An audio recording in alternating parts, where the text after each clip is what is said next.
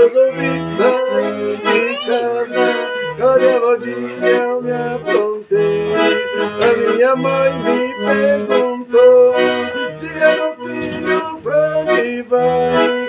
Eu respondi, só Deus